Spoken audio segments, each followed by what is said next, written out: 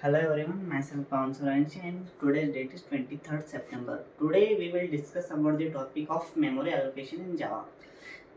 Before that we will go through that what is memory and why we need the memory. The memory is like the storing some data. If you are building some application, for that we need a storage purpose, so we are using the memory. And memory allocation in Java is what is the memory allocation? Memory allocation means assigning the memory through a particular task in a particular manner. In Java, we use for Java development we use a JDK, that's a Java development kit, and in which it has a JRE and JVM. In the JVM, it is the execution. The main execution takes place in the JVM only because the JVM has a class loaders and it has a memory allocation space also. In JVM, there is a heap memory, stack memory, and PC register are there, and the execution is also takes place in the JVM only. So the JVM is a major part where the memory is allocated. Now in Java, the memory is allocated through the operating system. Like that, the when a developer develops a code in his machine, in that case, what happens is the developer compiles the code and then it converted into the .java file is converted into the class file.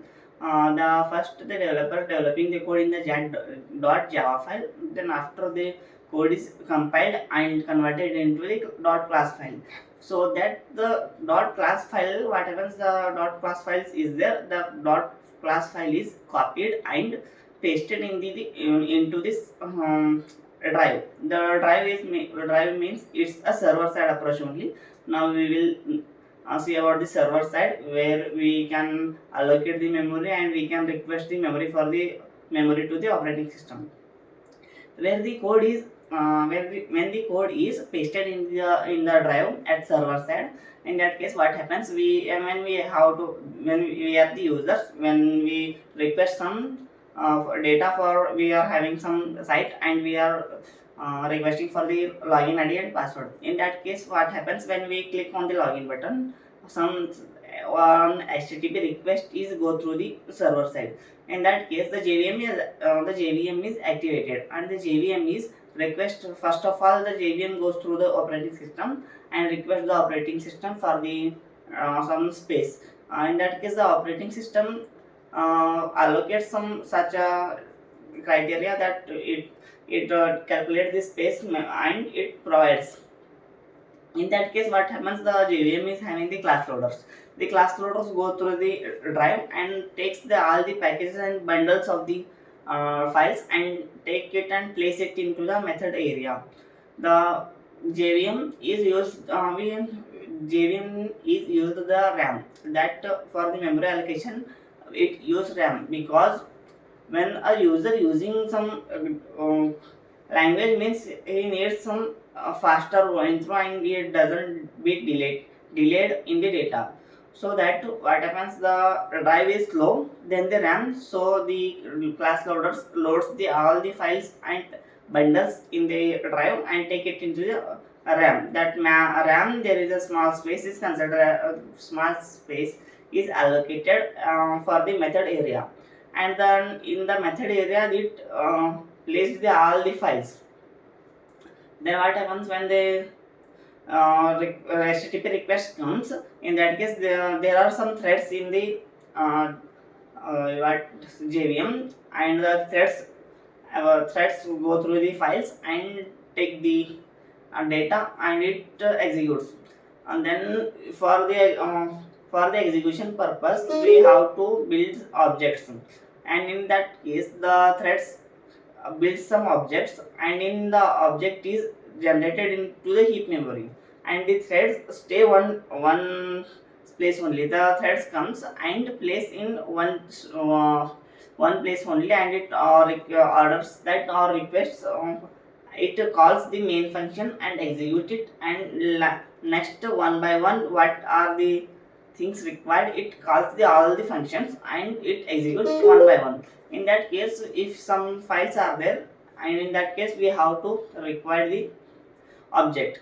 The object is created into the heap memory, and the stack is in the there is a memory, in that there is a stack memory, differently, and another is space is allocated for the heap memory. And in the method area there are classes.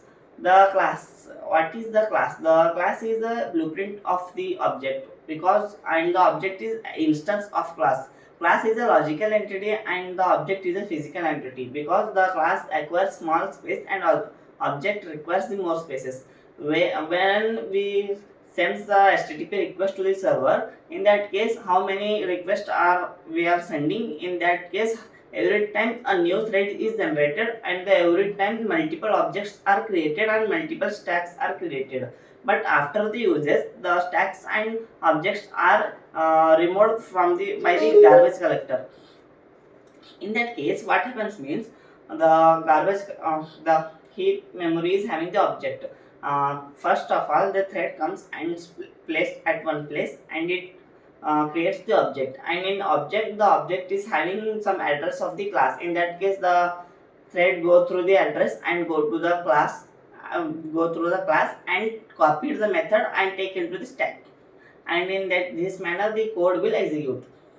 The next thing is about how its execution takes place. The execution takes place like here in the methods there are by a chance there is a two methods. In that case, what happens? The function is called like method and method's name, or the class name and method name. And the next thing is about the constructor. The constructor is also placed in the heap memory, because the what is the use of constructor means when some value is passed. In that case, the first the constructor prioritize the value will be first prioritized. Like if the constructor having the value, in that case we take the constructor value. And in that case there is constructor having no value, in that case we go through the class and we access the value. And in that case, in sometimes there is a in class also there is no value. In that case we use a default value. Like constructor is having the three types, like the default constructor, copy constructor, and another one is constructor in value pass by value constructor. Like default constructor, when the user didn't uh, takes or uses a constructor, in that case that in the compilation time the compiler creates its own constructor.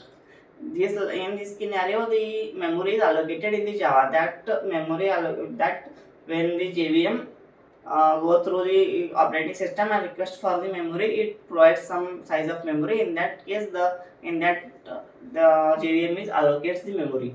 Like first is method area where the all classes are loaded. The next is stack memory where the operation where the threads go through the method and copy the method into the stack.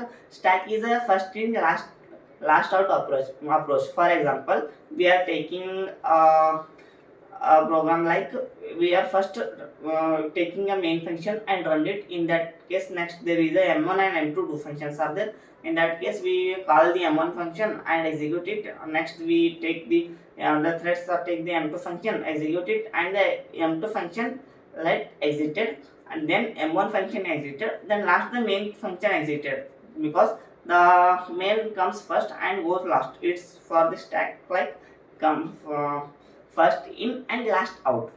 And the next thing is heap memory, which acquires the or holds the objects or reference of the object. The next thing is about the constructor. In this manner the memory is allocated in the Java. So thank you.